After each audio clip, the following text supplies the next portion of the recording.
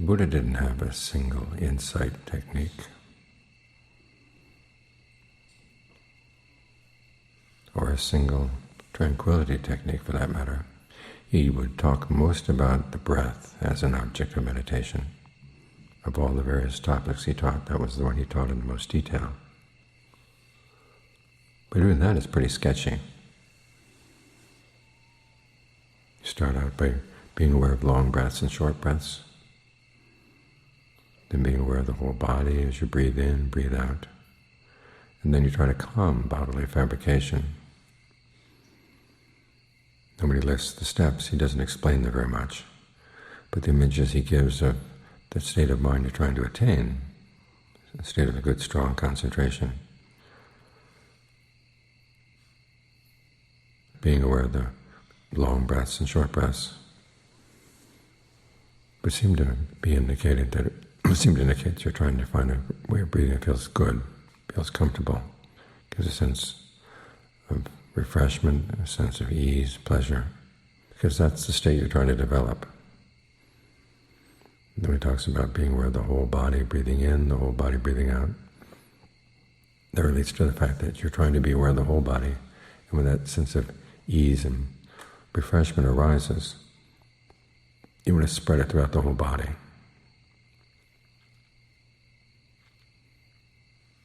And then, as he explains elsewhere, calming bodily fabrication means that the breath gets more and more subtle. You don't try to suppress it. If you try to suppress it, it gets very uncomfortable. And then you're spreading dis-ease and disrefreshment around the body. Basically, when there's a sense of ease and refreshment, the sense of fullness comes. When you're feeling full of breath energy, good breath energy, then the need to breathe in and out gets less. And you remember that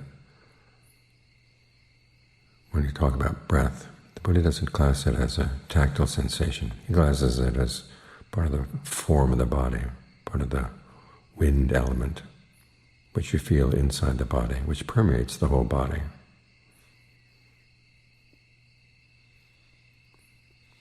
So the breath comes from within.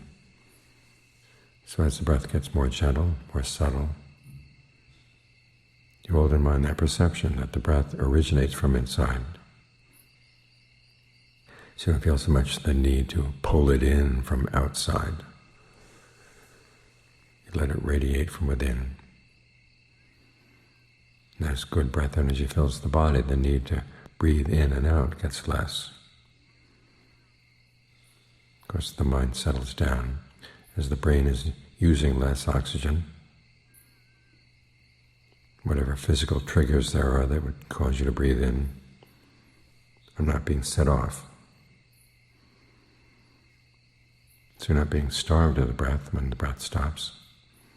Breath energy is still there, but the in and out breath goes calm. Just those 4 steps can take you all the way to the 4th jhana. But again, there's a lot to those 4 steps that you have to learn to fill in for yourself. And the Buddha recommends that if you have trouble, you go ask someone who's good at concentration. Ask them, how can the mind be made to settle in? In other words, how can it let go of whatever hindrances are disturbing it? How can it be unified with this sense of the body and the mind become one? How can it be concentrated when it's fully focused? You learn from the techniques that other people have tried and found successful, and then you learn to observe on your own what works for you.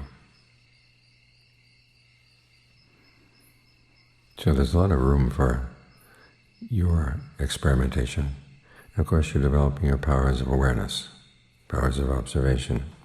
This is precisely what you need in order to become discerning. There's no foolproof method for giving rise to insight, because if there were, then even fools could gain insight and still be foolish. You have to practice getting more and more discerning, asking the right questions, exploring, trying things out,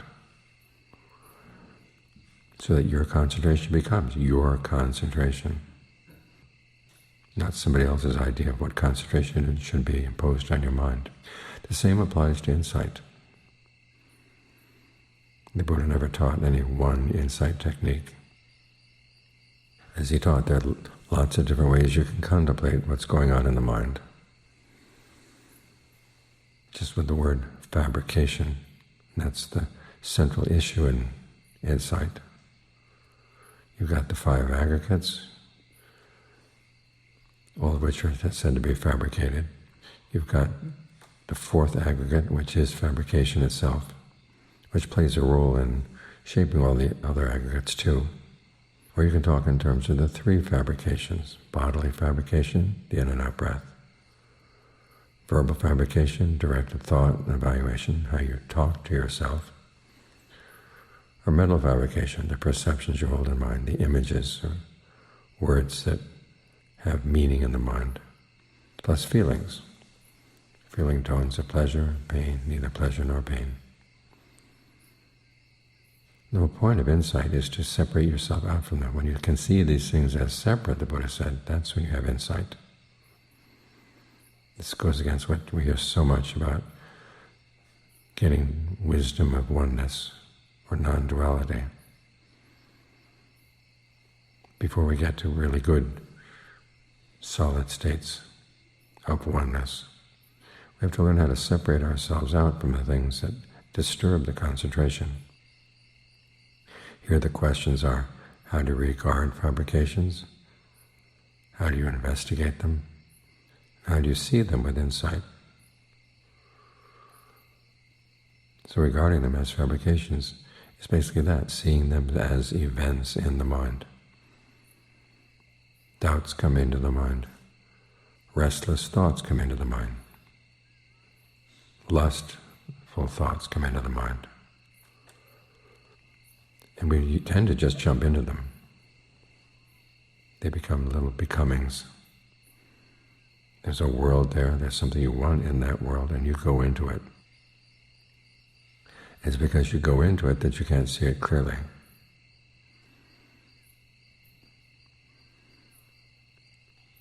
I learn how to step back and just say, well, this is an event. It may be a thought about the past or a thought about the future, but it is a thought happening in the present moment. That's the first thing you want to see. That's how you regard these things, just as events. Think of the Buddha and his statement of how he got onto the path. When he would divide his thoughts into 2 types. Those imbued with sensuality, ill will, harmfulness, and those imbued with renunciation, non-ill will, harmlessness. Now to do that, he had to step out of his thoughts. Observe them from the outside. What psychologists like to call metacognition. Observing the processes of the mind. So it requires stepping back, separating yourself out.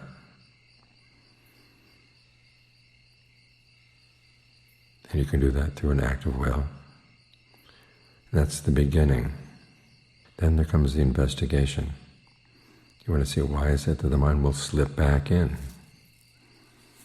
Those worries you may have. The mind can tell itself there's really a lot to worry about. Simply the fact that you've got a body in this world. As the Buddha points out, you're subject to all kinds of mistreatment, the potential for mistreatment. And so you can give yourself lots of good reasons for being worried. But what does the worry accomplish? So you're asking yourself, what's the allure? With thoughts of worry, it's usually the sense that if you worry enough, you're being responsible. You're doing what has to be done to prepare. We've got to argue with that.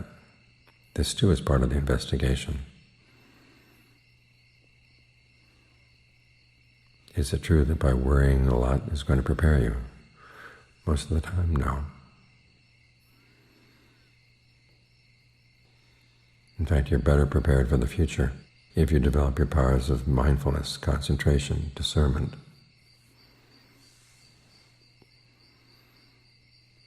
So the investigation requires a kind of dialogue inside.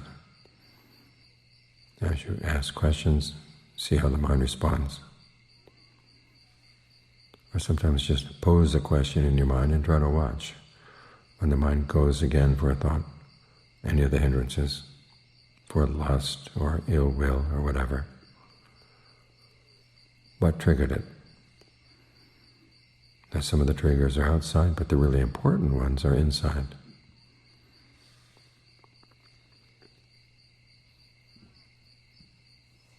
There's something in the mind that it's worth going for. This is where, when you've seen the allure, you also want to look for the drawbacks. This gets to the third step, how they should be seen with discernment, or seen with insight. You see that if you go for these thoughts, they're going to have this drawback.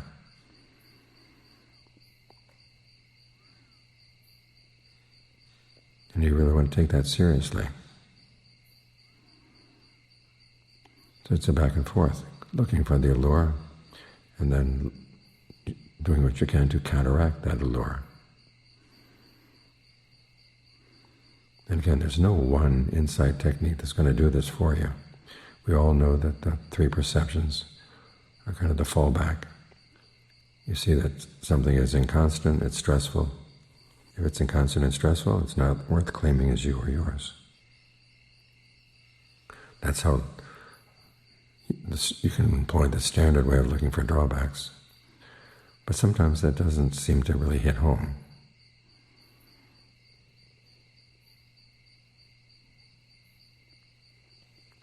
So you have to look carefully. Do a lot of observing on your own. And again, this is how you develop discernment. If you could do it just by rote, it wouldn't be very discerning at all.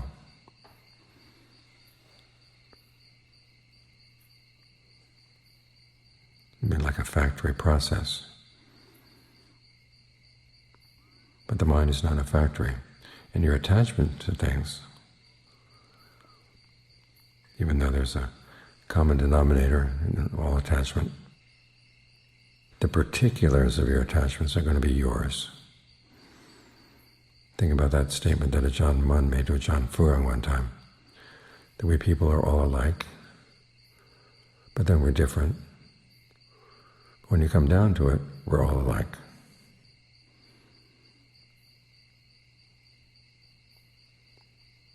We're all alike in that we have the same basic problems. We're different in the particulars of those problems, and the particulars of the techniques that are going to work for us. Now the techniques do fall again into some standard patterns. But how you investigate inconstancy, how you investigate the stress, and how you investigate this whole question of not self, that's going to be yours. Because you're dealing with your problems. You're not dealing with generic problems. You're dealing with your problems. So you learn how to take the Buddha's general remarks about the kinds of questions you should ask. And you learn to tailor them for your own particular problems. This is going to take time, which is why you have to be patient and not get frustrated. All the Ajahns talk about how you have to go back and forth between letting the mind rest, so it gains some strength, and then you go back to asking questions. And then when the questions start getting fuzzier and fuzzier, the answers get less and less precise, you've got to just drop the issue and come back, rest again.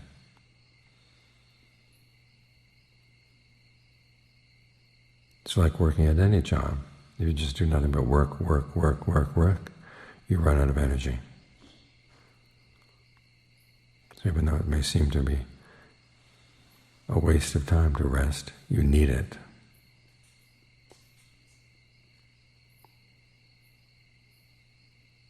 So when the time comes to rest, rest fully.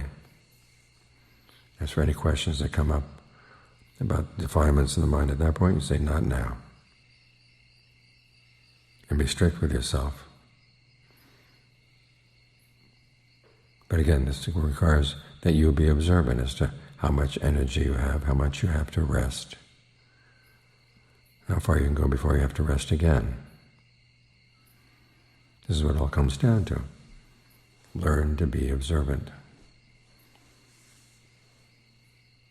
Learn to see things as separate, and your sense of separation will grow until finally, as the Buddha said, there comes a point where you're totally disjoined from the events of the mind. That's the mind of an arahant, aware not only defilements and being disjoined from them, but even meditating, focusing on the body, feelings, mind states, mental qualities, disjoined from them. Not in the sense of being alienated, but simply in the sense of no longer feeding on them, and no longer needing any need to feed.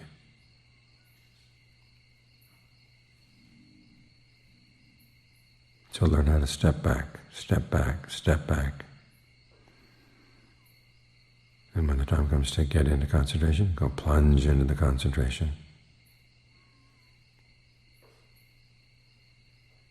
Gain the strength you need and step back again.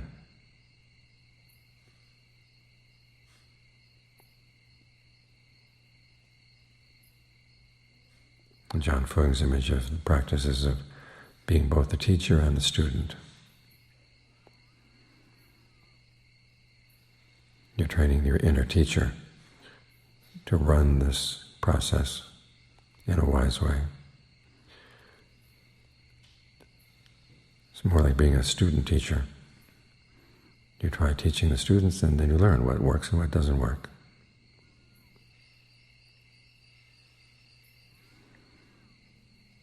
Until you solve this problem.